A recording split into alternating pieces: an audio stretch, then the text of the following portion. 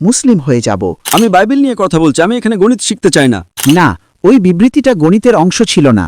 আপনি ভুল করেছেন, হ্যাঁ অথবা না। না, এটা ভুল ছিল না। See, you have problem you have got. I'm giving the answer and doing like that. অস্ববিরোধিতার আইন। আমি একজন সিনিয়র হাই স্কুল গ্র্যাজুয়েট এবং দুর্ভাগ্যবশত আমি তাড়াতাড়ি আসতে পারিনি, তাই এই মুহূর্তে বিছানা থেকে উঠে এসেছি। কিন্তু আমি আপনাকে পিস টিভিতে প্রায়ই অনুসরণ করছি, তাই আমি বিশ্বাস করি যে সেই বিশেষাধিকারের ভিত্তিতে আমি আপনার বিষয়বস্তুর ওপর ভিত্তি করে কিছু প্রশ্ন করব। পিস টিভিতে আমি যে অল্প কিছু আপনাকে অনুসরণ করেছি সে অনুযায়ী। প্রথমত, আমি দেখেছি এবং আমি জানি যে আপনি যে বিষয়টি সামনে এনেছিলেন বাইবেলের দৃষ্টিতে মুহাম্মদ, যেমন বাইবেলে মুহাম্মদের কথা লেখা আছে এবং আপনার কথা প্রায় শুনেছি, এবং আপনি একটি খুব সাধারণ সোজা শাস্ত্রীয় বাক্য চেয়েছেন যা যীশু খ্রিস্টের ঈশ্বরত্ব স্বীকার করে। এমনকি আপনি বলেছেন যে আপনি যদি আশ্বস্ত হন আপনি একজন খ্রিস্টান হয়ে যাবেন। আমিও এখানে সম্পূর্ণ হৃদয়ের আন্তরিকতা নিয়ে উপস্থিত আছি। আপনার উত্তরগুলো যদি আমার প্রশ্নগুলোর সন্তোষজনক জবাব দেয় তাহলে আমিও মুসলিম হয়ে যাব। প্রথমত, আপনার ধর্মতত্ত্বের পক্ষে উপস্থাপিত যুক্তিগুলো অত্যন্ত শক্তিশালী, আর সেই বিষয়গুলোকেই কেন্দ্র করেই আমি আমার প্রশ্নগুলো উপস্থাপন করতে চাই। প্রথম প্রশ্নটি আমি আপনাকে জিজ্ঞাসা করতে চেয়েছিলাম তা হলো, খ্রিস্টানদের কোন সম্প্রদায়ের কথা আপনি আসলে শোনেন?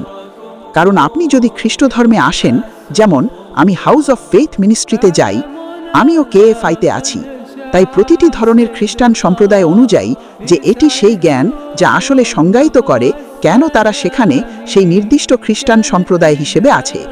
এবং একটি প্রবাদ আছে, কোনো দর্শনের অপব্যবহার, যেমন আপনি জানেন, সেই দর্শনটিকেই বাতিল করে না।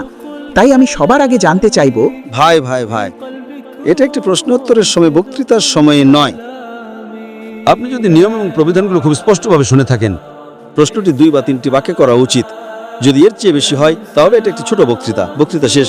আপনি দেরিতে এসেছেন, লেকচার শেষ, এখন বক্তৃতা দেবেন না। আমি ইতিহাস জানি, আপনি ইতিমধ্যে 2 থেকে 3 মিনিট কথা বলেছেন, আপনি ইতিমধ্যে 10-20টি বাক্য বলেছেন এবং তবুও আপনি প্রশ্নটি উত্থাপন করেননি। প্রশ্নে একটি প্রশ্নবোধক চিহ্ন থাকা উচিত।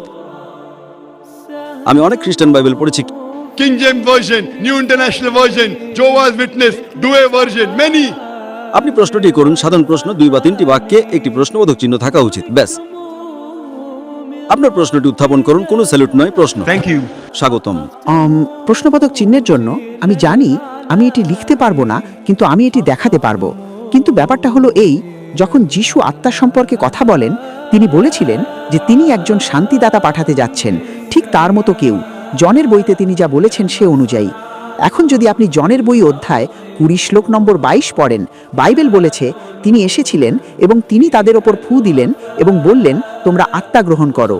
আমি শুনেছি যে আপনি বলেছেন যে পবিত্র আত্মা আগেও সেখানে ছিল, কিন্তু আমাদের মতবাদে আমরা এভাবে এটি বুঝি। ব্যাপারটা হলো এই, আপনি একজন গণিতের শিক্ষক হবার মতো। আমি জানি আপনি সক্ষম, আপনি একজন গণিতের শিক্ষক ছিলেন। অনেক বিষয় আছে যা আপনি শেখাতে পারেন। আপনি বাইনোমিয়াল, পলিনোমিয়াল শেখাতে পারেন, কিন্তু তার সবই গণিতের অধীনে। ভাই, আপনি কি ইংরেজি বোঝেন? 2 বা 3 বাক্য, এখানে লেকচার দেবেন না। সহজ কথায়, যদি আপনি প্রশ্ন না করেন আমি অন্য একজনকে সুযোগ দেব। আমি অনেক দয়া দেখাচ্ছি, আমার ধৈর্যের পরীক্ষা নেবেন না। I love you, brother. I love you. ইসলাম মাসিহ আলাইহিস সালাম বলেছেন, সত্য অনুসন্ধান করো এবং সত্য তোমাকে মুক্ত করবে। আপনি শুধু ঝোপের চারপাশে ঘুরছেন, শব্দ প্রশ্ন ছাড়া। এখানে আমি জানি প্রায় 10,000 মানুষ আছে। দয়া করে সময় নষ্ট করবেন না, এইসব মানুষের ক্ষতি করবেন না। তারা আমার কথা শুনতে এসেছে, আপনার নয়। আপনি একটা প্রশ্ন করুন, আমি উত্তর দেব। মাত্র 2 বা 3 বাক্য। যদি আপনি 2 বা 3 বাক্যের বেশি বলেন আমি পরের প্রশ্ন চলে যাব। অতিরিক্ত কিছু বলবেন না, দয়া করে শুরু করুন। সুতরাং জন 20:22-এ তিনি বলেছেন, তোমরা আত্মা গ্রহণ করো। তাই সে সময় যারা সেখানে ছিল তারা গ্রহণ করেছিল। তাই আমি জানতে চাই, কেন আপনি মনে করেন এটা এই পয়েন্টের বাইরে গিয়ে নবী মুহাম্মদ পর্যন্ত যায়? ধন্যবাদ। ভাই, একটা প্রশ্ন করলেন, জন 20:22-এ ঈসা মাসিহ আলাইহিস সালাম বলেছিলেন যে তোমরা আত্মা গ্রহণ করো, কিন্তু এটা সান্ত্বনা দানকারীর কথা বলছে না, সেটা আলাদা। আত্মা আলাদা। তোমরা আত্মা গ্রহণ করো, তার মানে আত্মা সেখানে ছিল। এটা বাইবেলের আরেকটা আয়াত। আমি জন 20:22 উদ্ধৃত করিনি, আমি উদ্ধৃত করেছি gospel of John chapter number 14 আয়াত নম্বর 16।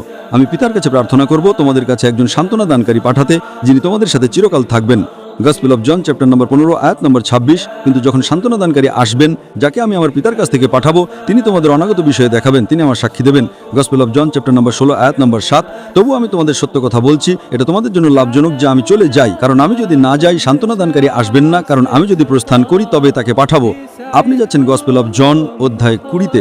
আমি উদ্ধৃত করছি গসপেল অফ জন অধ্যায় 14, অধ্যায় 15 এবং অধ্যায় 16। আপনি 20-তে যাচ্ছেন, কোথায় আপনি কি বলছেন?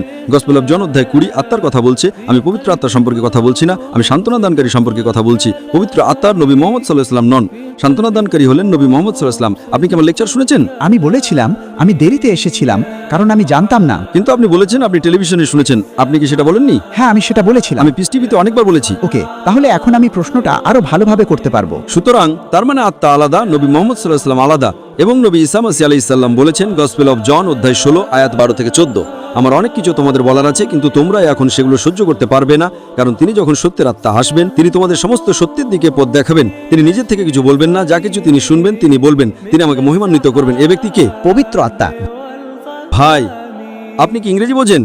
গসপেল অফ জন চ্যাপ্টার 16 আয়াত 7 বলছে যে এটা তোমাদের জন্য লাভজনক যে আমি চলে যাই। যদি আমি চলে যাই সান্ত্বনাদানকারী আসবেন না। ঈসা মাসীহ আলাইহিস সালাম পৃথিবীতে আসার আগে থেকেই পবিত্র আত্মা সেখানে ছিল, তাই এই ব্যক্তি পবিত্র আত্মা হতে পারে না। আপনি বলেন, যদি আপনি আমাকে বোঝাতে পারেন আমিও মুসলিম হয়ে যাব।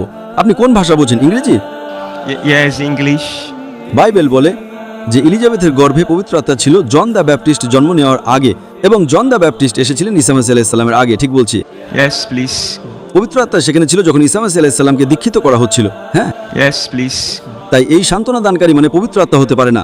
তবু আপনি বলেন পবিত্র আত্মা। আপনি চক্রাকারে ঘুরছেন। এই জন্য আমি গণিতের বিষয়টা আনছিলাম। আমি বাইবেল নিয়ে কথা বলছি, আমি এখানে গণিত শিখতে চাই না, আর বিশেষ করে আপনার কাছ থেকে। আমরা বিবৃতি তৈরি করতে আসলে উপমা ব্যবহার করি। আমি বিশ্বাস করি যে আপনার তৈরির জন্য গণিতে আমরা বিবৃতি তৈরি করতে উপমা ব্যবহার করি। আপনি কোন গণিতের কথা বলছেন? আপনি কোন গণিতের কথা বলছেন? আসলে উপমা ব্যবহার করি। কোথায় বলা আছে যে আপনি বিবৃতি তৈরি করতে উপমা ব্যবহার করেন? কোন গণিত বই সেটা বলে? আমি আপনাকে প্রশ্ন করছি, কোন গণিত বই সেটা বলে যে আপনি উপমা ব্যবহার করেন তৈরি করতে? ওটা ভিন্ন বিবৃতি ছিল। আমি আপনাকে প্রশ্ন করছি, কোন গণিত বই বলে যে আপনি বিবৃতি তৈরি করতে উপমা ব্যবহার করেন? না, আমি গণিত একটু পড়েছি। কোন গণিত বই বলে যে আপনি বিবৃতি তৈরি করতে উপমা ব্যবহার করেন? না, ওই বিবৃতিটা গণিতের অংশ ছিল না, ওটা ভিন্ন বিবৃতি ছিল। এটা ভুল, আপনি একটা ভুল করেছেন, ঠিক না? না, এটা ভুল ছিল না, আমি ভিন্ন বিবৃতি দিচ্ছিলাম। আপনি বলেছেন গণিতে আপনি বিবৃতি তৈরি করতে উপমা ব্যবহার করেন। প্লিজ, সেগুলো যুক্ত বিবৃতি ছিল না। আপনি ভুল করেছেন, হ্যাঁ অথবা না? এটা ছিল তৈরির মতো। আপনি বলেছেন গণিতে আপনি বিবৃতি তৈরি করতে উপমা ব্যবহার করেন। এটা কি ঠিক না এটা ভুল? স্যার, ভাষায় আমরা কমা এবং ফুল স্টপ প্রয়োগ করতে সক্ষম নই, তাই হয়তো আপনি বুঝতে পারেননি, কিন্তু আমি একই বিবৃতি দিচ্ছিলাম না। আমি আপনার দ্বিতীয় প্রশ্নের উত্তর দিচ্ছিলাম, যেটা আপনি করেছিলেন যখন আমি গণিত নিয়ে কথা বলেছিলাম। কি করছেন আপনি? ওহ, দুঃখিত। যখন আপনি কথা বলেন কোনো কমা থাকে না, এটা বোঝা যায় কমা আছে কি নেই। আপনাকে এটা উল্লেখ করতে হবে না, কেবল যখন আপনি লেখেন আপনাকে উল্লেখ করতে হবে। যখন আপনি বলেন বোঝা যায় এটা কমা না প্রশ্নবোধক চিহ্ন। আপনি প্রশ্নটা করেছেন, আমি উত্তর দিয়েছি। আপনি প্রশ্ন করেছেন গসপেল অফ জন অধ্যায় 20 আয়াত নাম্বার 22-এর উপর, আমি আপনাকে উত্তর দিয়েছি। উত্তর শেষ। আপনি এটা বোঝেননি, এটা আপনার সমস্যা। আপনি প্রশ্ন করেছেন গসপেল অফ জন চ্যাপ্টার 20 অধ্যায় 22 নিয়ে, আমি আপনাকে উত্তর দিয়েছি যে ওটা পবিত্র আত্মা। তিনি মুহাম্মদ সাল্লাল্লাহু আলাইহি সাল্লাম নন। নবী মুহাম্মদ সাল্লাল্লাহু আলাইহি সাল্লাম হলেন সান্ত্বনা দানকারী, যার উপর আমি বক্তৃতা দিয়েছি। যদি আপনি আরো জানতে চান তাহলে যান এবং ইউটিউবে বাইবেলের নবী মুহাম্মদ সাল্লাল্লাহু আলাইহি সাল্লামের উপর আমার লেকচার শুনেন, এবং তারপর যখন আপনি শেষ করবেন তখন আমাকে ইমেইলে লিখতে পারেন। ঠিক আছে ভাই? অ্যাক্টস অধ্যায় 2 আয়াত 22-এ আপনি উদ্ধৃত করেছেন, পিটার বলেছেন এই যিশু ঈশ্বর কর্তৃক অনুমোদিত একজন মানুষ। লুক অ্যাক্টস বইটি লিখেছিলেন, তিনি যিশুর শিষ্য ছিলেন না। তারপর পল উদ্ধৃত করেছেন ফার্স্ট টিমোথি 3:16 বইটি। তিনি বলেছেন কোনো বিতর্ক ছাড়াই ধার্মিকতার রহস্য মহান, কারণ ঈশ্বর রক্তমাংসে প্রকাশিত হয়েছিলেন, তাকে ফেরেশতারা দেখেছিল, তাকে প্রচার করা হয়েছিল, তিনি সমর্থিত হয়েছিলেন। তাই আমার প্রধান প্রশ্ন হলো, আপনি যদি অ্যাক্টস থেকে উদ্ধৃত করেন যা লুক লিখেছিলেন, যিনি শিষ্য ছিলেন না, তাহলে আপনি আপনার কেস খুলে দিয়েছেন। তাহলে আমিও পলের মতো অন্য কাউকে বিবেচনা করতে পারি, যিনি সরাসরি শিষ্যদের অংশ ছিলেন না। ধন্যবাদ। ভাই উদ্ধৃত করেছেন, যেহেতু আমি অ্যাক্টস উদ্ধৃত করি, তিনি অন্য কাউকে উদ্ধৃত করতে পারেন। ভাই, আমি আপনাকে খুব পরিষ্কারভাবে বলেছি, পুরো বাইবেলে একটাও দ্ব্যর্থহীন বিবৃতি নেই যেখানে ঈসা আলাইহিস সালাম নিজে বলেছেন যে আমি ঈশ্বর, অথবা যেখানে তিনি বলেছেন আমার উপাসনা করো। যদি আপনি একটাও দ্ব্যর্থহীন বিবৃতি দেখাতে পারেন পুরো বাইবেল থেকে, একটাও অস্পষ্টতাহীন বিবৃতি যেখানে ঈসা মাসীহ আলাইহিস সালাম নিজে বলেছেন যে আমি ঈশ্বর, অথবা বলেছেন আমার উপাসনা করো, আমি খ্রিস্ট ধর্ম গ্রহণ করতে প্রস্তুত। আমি অ্যাক্টস উদ্ধৃত করেছি, সেটা ভিন্ন সময়ে ছিল। আমি ডিউটেরোনমি উদ্ধৃত করেছি, যা ঈসা আলাইহিস সালামের কথা নয়। আমি আপনাকে আগে যিশুর কথা উদ্ধৃত করেছি, গসপেল অফ জন অধ্যায় নম্বর 14 আয়াত নম্বর 28, আমার পিতা আমার চেয়ে মহান। এটা ঈসা আলাইহিস সালামের কথা। গসপেল অফ জন অধ্যায় নম্বর 10 আয়াত নম্বর 29, আমার পিতা সবার চেয়ে মহান। ঈসা আলাইহিস সালামের কথা। এখন আমার লেকচারে আমি আপনাকে বাইবেলের অনেক জায়গায় উদ্ধৃত করেছি। আমার চ্যালেঞ্জ যা বলে, যদি আপনি প্রমাণ করতে চান যে যিশু ঈশ্বর, পুরো বাইবেল থেকে একটা দ্ব্যর্থহীন বিবৃতি দেখান যেখানে ঈসা আলাইহিস সালাম নিজেই বলেছেন যে আমি ঈশ্বর, অথবা যেখানে তিনি বলেছেন আমার উপাসনা করো। এখন একটা জায়গা যদি আপনি বলছেন, দেখুন আপনি আপনার সমস্যা আছে, আমি উত্তর দিচ্ছি, আপনি অমনমন করছেন। আপনি যদি অমনমন করতে থাকেন তাহলে আপনি আমার উত্তর বুঝতে পারবেন না। আমার উত্তর শুনুন, আপনার মন খোলা রাখুন এবং আমার উত্তর শুনুন। যদি আপনি অমনমন করতে থাকেন আপনি বুঝবেন না। দেখুন, আপনি এখন তাকে বলছেন আমি আপনার সাথে কথা বলছি, আর আপনি অন্য কারোর সাথে কথা বলছেন। এর মানে আমি এটা মেনে নিয়েছি, সেটাই আমি বলছি। আপনি অন্তত শুনুন আমার উত্তর শেষ হওয়ার পর, তারপর আপনি আপনার মুখ খুলতে পারেন। আপনি কেন আমার উত্তর শুনছেন না? আবার আপনি আগের মতো একই সমস্যা করলেন। আমার চ্যালেঞ্জ হলো পুরো বাইবেল থেকে একটা দ্ব্যর্থহীন বিবৃতি দেখান যেখানে ঈসা আলাইহিস সালাম নিজে বলেছেন যে আমি ঈশ্বর, অথবা যেখানে তিনি বলেছেন আমার উপাসনা করো, আমি খ্রিস্ট ধর্ম গ্রহণ করতে প্রস্তুত। হ্যাঁ প্লিজ। এখন আমি অনেক বিবৃতি দিয়েছি। ডিউটেরোনমি অধ্যায় 18 আয়াত নম্বর 18, যা ঈসা আলাইহিস সালামের কথা নয়। আমি অ্যাক্টস বই অধ্যায় 2 আয়াত নম্বর 22 উদ্ধৃত করেছি, যা ঈসা আলাইহিস সালামের কথা নয়। আমি জানি এখন এমনকি যদি আপনি উদ্ধৃত করেন যা যিশুর কথা নয়, আপনি কি বিশ্বাস করেন বাইবেল ঈশ্বরের বাণী? হ্যাঁ প্লিজ। তার মানে আপনার বাইবেলে সবই দিতে আছে, ঠিক আছে? আপনি ঈসা আলাইহিস সালামের কথা উদ্ধৃত করতে চান না, ওটা একপাশে রাখুন। অ্যাক্টস বই অধ্যায় 2 আয়াত নম্বর 22 ঈশ্বরের বাণী কিনা, তাই এটা পলের সাথে বিরোধ করছে। তাই আপনাকে সমস্যাটা সমাধান করতে হবে। কিভাবে ঈশ্বরের বাণীতে সবিরোধিতা থাকতে পারে, তার মানে সমস্যা আছে। তাই আমি একমত নই যে বাইবেল ঈশ্বরের বাণী।